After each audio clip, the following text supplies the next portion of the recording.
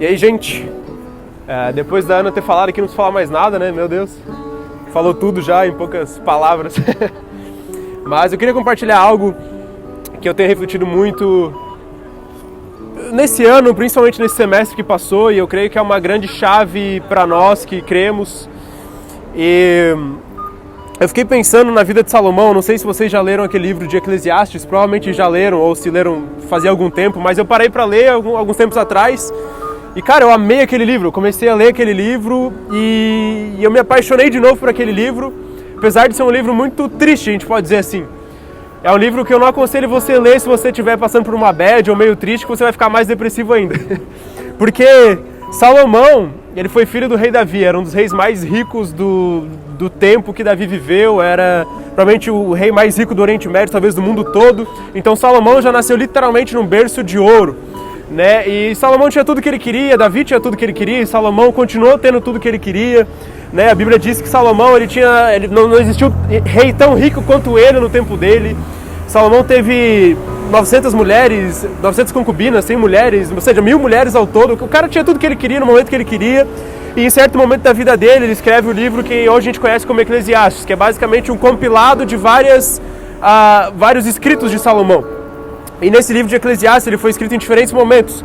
Mas você vê praticamente no livro todo, que tem 12 capítulos, você vê do capítulo 1 até o capítulo 11, você vê Salomão, ele se questionando sobre a vida dele, ele olhando para o mundo e se questionando e perguntando por que o mundo era daquele jeito. E basicamente você vê em todos os capítulos Salomão falando que não fazia sentido viver.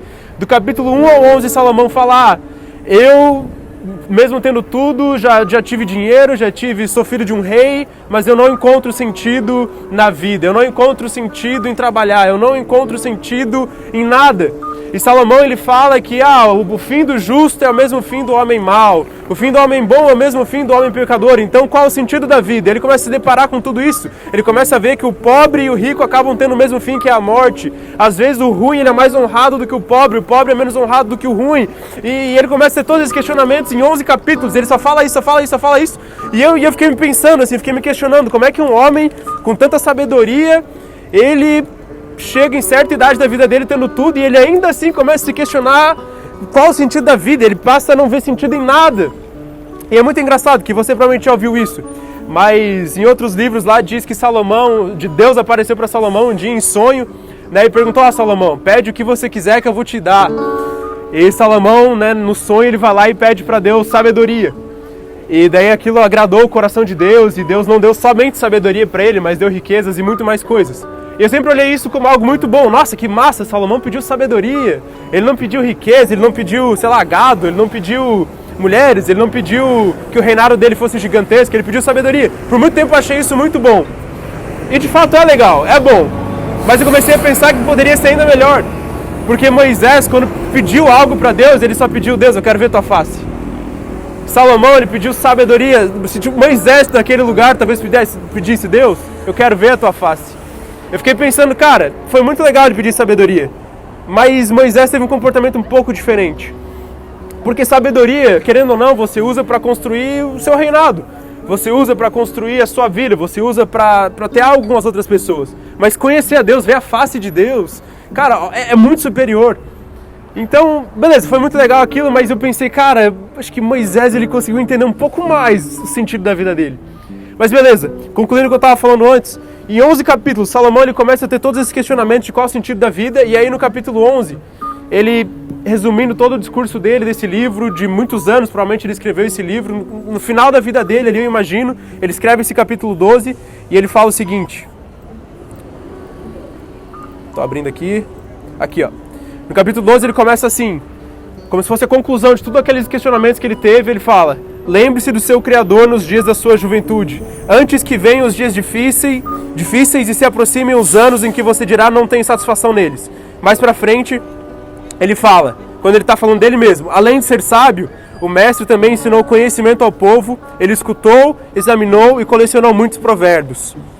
E aí, finalmente, ele fala, agora que já se ouviu de tudo, aqui está a conclusão. Tema a Deus e obedeça aos seus mandamentos, porque isso é o essencial para o homem.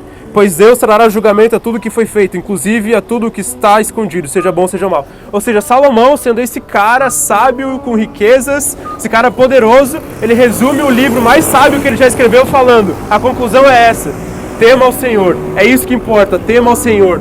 E eu comecei a pensar que, né, eu me formei agora, exatamente esse semestre eu acabei minha faculdade, e eu acabei um ciclo de 6 anos e meio, eu me formei em engenharia de petróleo, e foi 6 anos e meio na época que eu rodei, mas porque eu fiz outro curso junto também, o curso bíblico de missões, fui estudar nos Estados Unidos, tudo isso fez com que meu curso delongasse um pouquinho mais.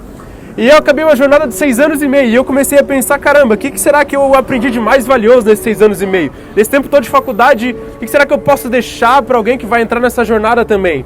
Né, eu lidero um grupo de estudantes lá na minha faculdade, um grupo que a gente se reúne para falar sobre Deus, lá em Balneário Camboriú. E eu tive uma última reunião lá, porque eu acabei a faculdade, e eu fiquei pensando também, o que eu posso falar para eles, para deixar assim como um conselho final de tudo que eu aprendi nesse tempo todo. E o meu conselho foi isso que Salomão já nos deu como conselho: cara, temam ao Senhor, é isso que importa. Eu passei 6 anos e meio, nos meus primeiros 3 anos de faculdade, eu vivi longe do Senhor. Eu fiz várias coisas que eu me arrependo, coisas que eram muito bom para mim, mas que não tinha de fato sentido, né? Bebi muito, fiz muita festa e coisas assim que de fato era só para me agradar e não me agregava sentido nenhum. E os últimos 3 anos e meio da minha faculdade, eu decidi me voltar para Deus, eu decidi buscar a Deus novamente, e eu decidi temer a Deus. E nesses últimos 3 anos e meio, eu posso ter errado muito, posso ter passado por muitos momentos difíceis, posso ter passado por momentos bons, mas em todos esses momentos eu temia o Senhor. Então, se fosse para deixar um conselho para todos que estão aqui, seja os que estão terminando uma fase da vida como eu terminei, de sei lá quanto tempo, seja os que estão entrando em uma nova fase, o melhor conselho que eu poderia dar é tema ao Senhor. Cara, isso é o mais essencial, tema ao Senhor, porque aí nos momentos bons você vai ter uma motivação para continuar, nos momentos ruins você também vai ter uma motivação para continuar.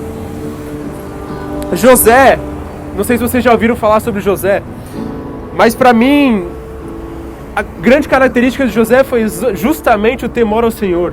José, ele foi lançado num buraco pelos irmãos dele, foi vendido como escravo, trabalhou como escravo, aí quando começou a crescer na vida, foi preso porque foi denunciado, mas o que eu mais vejo na vida de José é que em todos esses momentos ele temia ao Senhor, por isso que ele chegou onde Deus queria que ele chegasse, por isso que ele foi quem ele foi, por isso que hoje a gente ouve grandes testemunhos de José, porque em todos esses momentos, nos momentos ruins na prisão, nos momentos no buraco e nos momentos de governo do Egito, ele temia ao Senhor. Mas em contrapartida, a gente também vê um homem como Salomão, que tinha tudo, era o homem mais sábio do mundo, era o homem mais rico do mundo, mas mesmo falando que o mais importante era temer o Senhor, ele deixou de temer o Senhor porque trocou o temor do Senhor por paixão às riquezas. No final da vida de Salomão, que escreveu isso aqui, ele se perdeu. Ele morreu fazendo muitas coisas que desagradavam a Deus. A gente vê um outro caso, de alguém que deixou de temer o Senhor, mesmo tendo tudo. Davi, ele errou muito. Davi, ele cometeu adultério, ele matou pessoas, mas ele temeu o Senhor. Prova disso é que Deus chamou Davi de um homem segundo o coração de Deus. Você sabe que é você, sei lá, Luiz ser chamado Luiz, o homem segundo o coração de Deus. É Jesus vir pra terra e ser chamado filho de Davi. Você sabe o que é isso? E o cara errou um monte, mas ele temia Deus. Sansão, por exemplo, outro exemplo na Bíblia que a gente vê, um homem que era muito forte, que tinha tudo para conquistar o que quisesse, que tinha um chamado de Deus, que tinha uma força incrível, que podia ter aquilo que ele queria, podia conquistar reinos e de fato conquistou. Se perdeu na vida dele por quê? Porque deixou de temer o Senhor. Então o melhor conselho para você ter na sua vida, se for necessário, tatue e faça o que você quiser, tema o Senhor. Temer o Senhor é um sentimento de reverência que você tem a Deus, é um sentimento de você estar pensando em Deus para tudo aquilo que você faz, qual é o propósito das coisas que você faz, qual é a motivação de tudo que você faz. Isso é temer a Deus, é você, esteja em momentos ruins ou momentos bons, você pensa em Deus, você coloca os seus pensamentos nele. Sabe, beleza, Vinícius, você falou muito aqui sobre temer a Deus, sobre o que que nós temos que temer a Deus, esse é um bom conselho. Mas, tá, Vinícius, mas eu quero algo mais prático. Como assim temer a Deus? Eu estava lendo Deuteronômio ontem, e Moisés, no final de Deuteronômio, quando Moisés está prestes a morrer, ele reúne todo o povo, e ele fala para todo o povo, na verdade ele fala para os líderes do povo, essas leis todas que Deus falou, que no livro todo, né, Deus dá várias leis e vários ensinamentos, ele reúne os líderes do povo lá no final da vida dele e fala, essas leis todas, a cada 7 anos vocês reúnam o povo inteiro, e vocês leiam elas em voz alta, Porque eles, ao ouvirem as leis, eles, ao ouvirem os meus ensinamentos e os meus feitos, eles vão temer, para que aprendam a me temer. Então aí a primeira chave de como a gente aprende a temer a Deus, como a gente gera temor, é lendo a palavra, lendo os feitos de Deus. Porque quando você começa a ler sobre Deus, você começa a ler o que Ele fez, é impossível que você não tema Ele, é impossível que seu coração não se reverencie a Ele. Então a primeira chave é não abandone aos feitos do Senhor, não deixe de diariamente você meditar nos feitos do Senhor, você lê sobre quem é o seu Deus, isso gera temor no seu coração.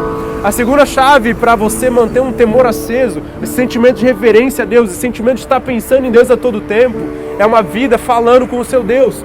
Quando você fala com uma pessoa, você pensa nela o tempo todo. Quando você conhece uma pessoa, você começa a saber quem ela é. Então imagina você conhecendo o seu Deus, o Deus do impossível, um Pai que é o Todo-Poderoso. É impossível você não temer Ele, falando com Ele.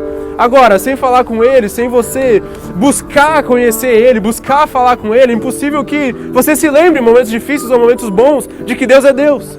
Então a segunda grande chave para você manter esse sentimento de reverência, esse temor aceso, é falar com Deus. Momentos difíceis, como José na prisão, momentos bons, como Salomão em todas as riquezas, fale com Ele, não deixe a reverência a Deus morrer. Colossenses 3,10 fala: pensai nas coisas do alto e não em coisas terrenas. Essa é a única maneira que você pode pensar nas coisas do alto e não em coisas terrenas. E bom, gente, falei demais aqui, acho que eu me empolguei. Mas o que eu queria deixar mesmo é, sabe, na minha vida se encerrou um período e de fato o que fez valer a pena esses 6 anos e meio foi esses últimos 3 anos e meio na qual eu temia a Deus. Errei muito, passei por momentos muito bons, passei por momentos muito difíceis, sofri muito, chorei muitas noites, me alegrei muitas noites, mas em todos esses momentos eu temia a Deus e é isso que faz eu olhar para trás e caramba, valeu a pena, eu estou onde estou porque temia a Deus. Então o maior conselho é busque temer a Deus. Quando você vê que seu coração não está mais com aquele temor, está perdendo aquela reverência, ore por mais temor. Peça a Deus, cadê aquele meu temor? Meu Deus, Deus coloca temor no meu coração. Você vê que o seu coração está distanciando dessa reverência a Ele, clame por isso. Deus, não deixa a minha referência ao Teu nome morrer. Clame por isso, não deixe o temor morrer. É isso aí. Deus abençoe. Poderoso este nome é, maior que tudo Ele é. Poderoso este nome é, nome de Jesus.